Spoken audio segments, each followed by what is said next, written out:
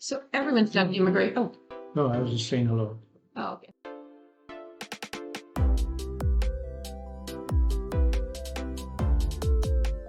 Everyone's got an immigration story, and we've got our own immigration story. And mine started, well, not mine personally, but my family started in the 1940s. So my grandfather came here through an invitation by the US government because he was world renowned in agricultural economics. So they wanted him here, and they wanted his expertise here.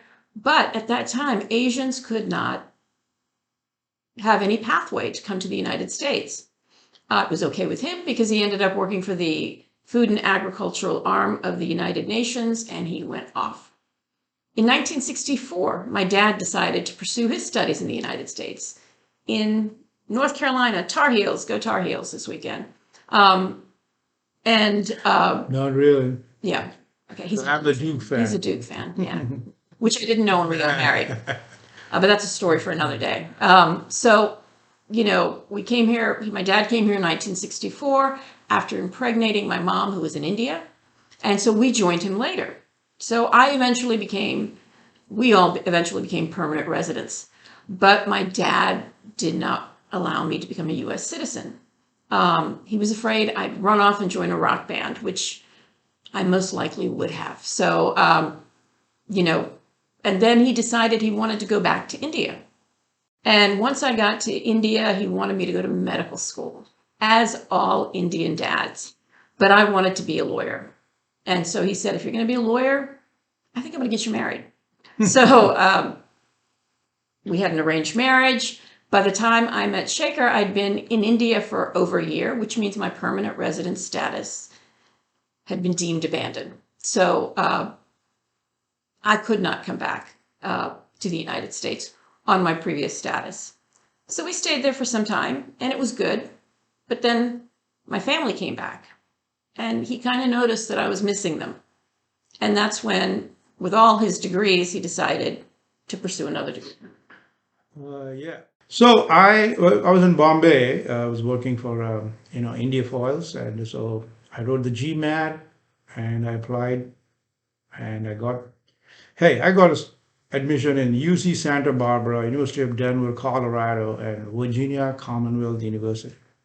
So when I told my father-in-law I want to go to California, he said, if you want to go to California, you might as well stay in India.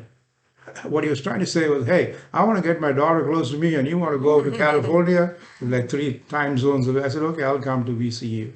So I went to the U.S. consulate on August 2nd, 1988, got turned off.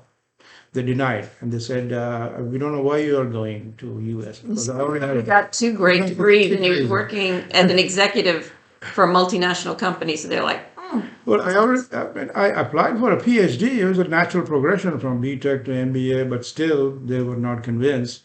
So, okay, then I said, I think the regulation permits you can go back after 10 days or something like that.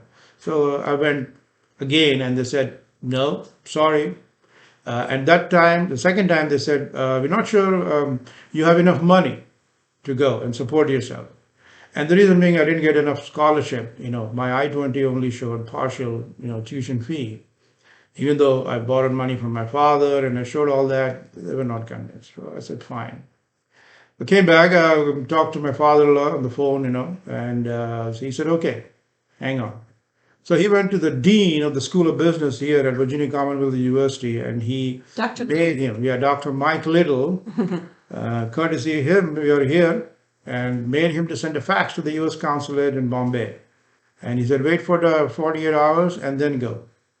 Tell you what, I went to Nepean Sea Road in Bombay. That woman from the U.S. Embassy, she didn't even ask me anything. She probably knew I'm coming. She got the fax. I gave my passport. She says, come in the afternoon. That's it. So August 12th is the last time, that was the 3rd time, so I got him. In 10 days I had to come because school was opening on August 24th. So in 10 days, I left my wife, and my daughter was 3 years old, Chandani, and I came because I didn't have enough money to support both of them. So I came, and then next year they followed. Tell you what, at 16 VCU, months yeah, later. nine and a half months. I came in on August 24th, 1988. She came on May 29th, 1989. Every day from August to March 15th of 1989, all my classes were in the evening, right? So I had nothing else to do during the day other than to study. I would sit in front of the dean's office on the floor and I'll do my homework. I used to do my homework. The dean, the secretary, they all got tired. On March 15th, he called me and said, "Here, this is your new I-20, $10,400. Go get your family." So that's what happened that time, right? Yep. So then they came and As an F2. Yeah. So I came, everyone thinks I brought him. What they don't know is he actually brought me. So I came here as an F2 dependent until I decided to go to law school. And when I went to law school, I changed from an F2 to an F1. And that was challenging because, you know, you on an F2, I mean, an F1, I was able to work 20 hours a week. I mean, we were making $800 a month. So working 20 hours a week in law school was difficult. I had to get special permission, but it paid for a book. So at least that was worth it. yeah, $550 out of 800 was for rent. Yeah. That's all. So what's left? Nothing much. Yeah.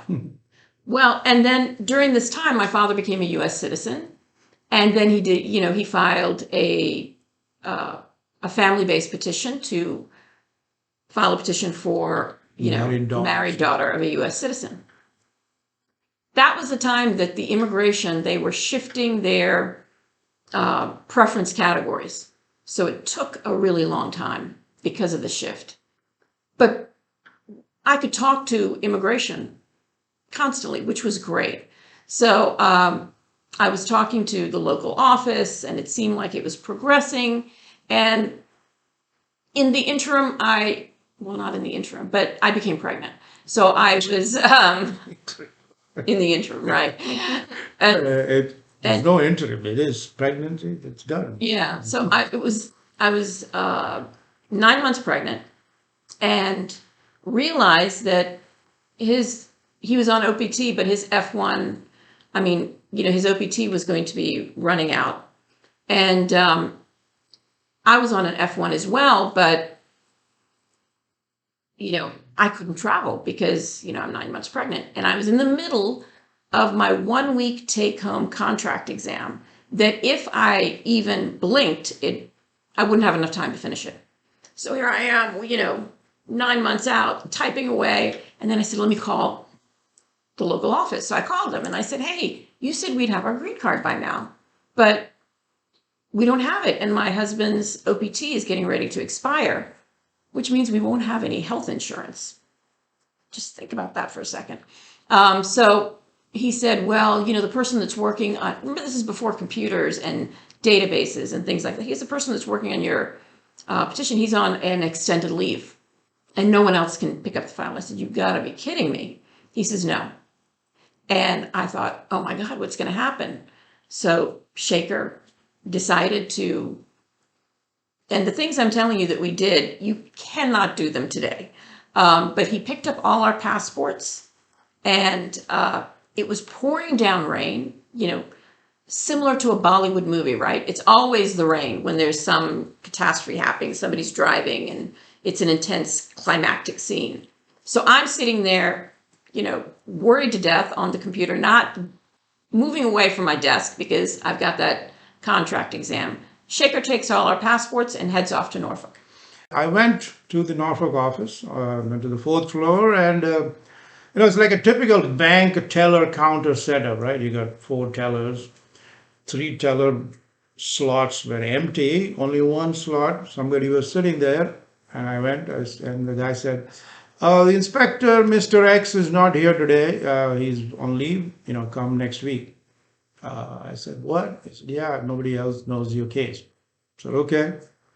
I was a little upset. I was tired. The rain's still outside, and He's a little pushy too. So. Yeah, I'm a very pushy guy, and at that time, in those days, not now, maybe a little bit these days too.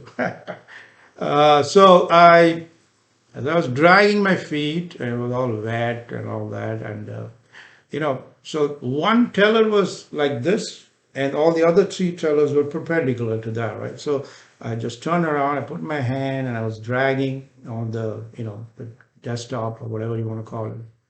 And as I was dragging, I just happened to look on the desk, as you all do, right? I don't know if you guys do, but I did. I'm glad I did, because as I was walking, since I was dragging myself, I was not walking fast. So then I saw my last name on a cover. Whoa, what is that? I stopped, dropped my bag, and I said, "Excuse me, sir." He said, "What?" I said, "Sir, there's an envelope there. It looks like it's my name there." I said, "Okay, hang on." So he came around and he said, "What's your address?" I told him. He said, "No, I think there's it's a wrong address printed. That's why it came back." And then he picked up that envelope, and there was another envelope, and there was a third envelope. So there's mine, hers, and my daughter's green card. Well, it was the approval notice. Approval notice, right. So that was really, it was really, because that was in April, and my OPT was expiring on May 15th. Because I was teaching, so that was the last of the semester. And she delivered on May 26th.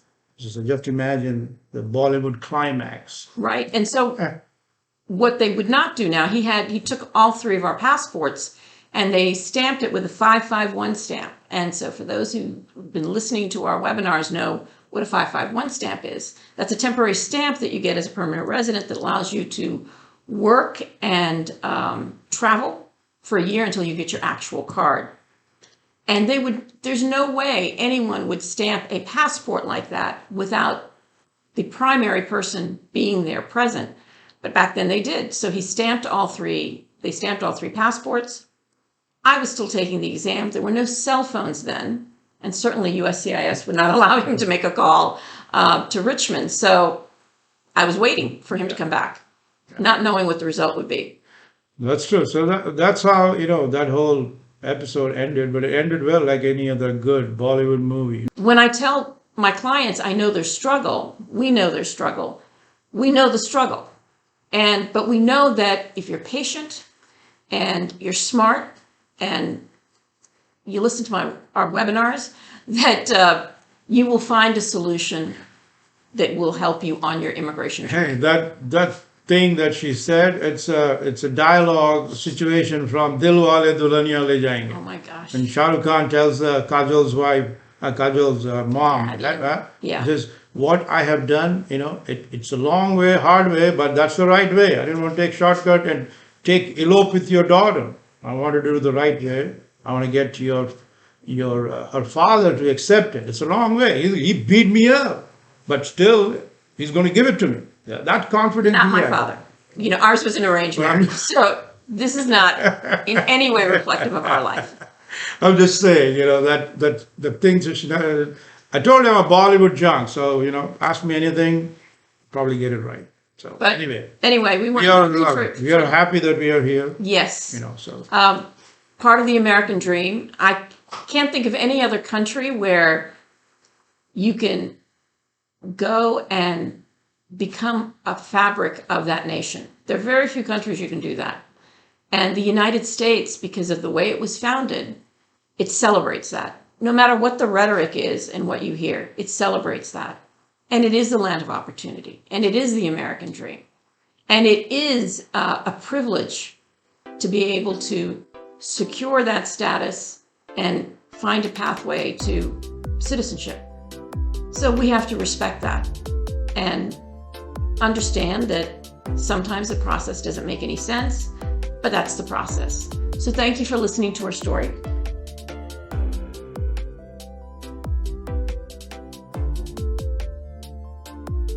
And here, this is the addition. Both the kids are not at home these days, so we've got Scarlett, who's been fussing that we're not paying enough attention to her. She's our office mascot. Comes with us to the office every day. Yeah.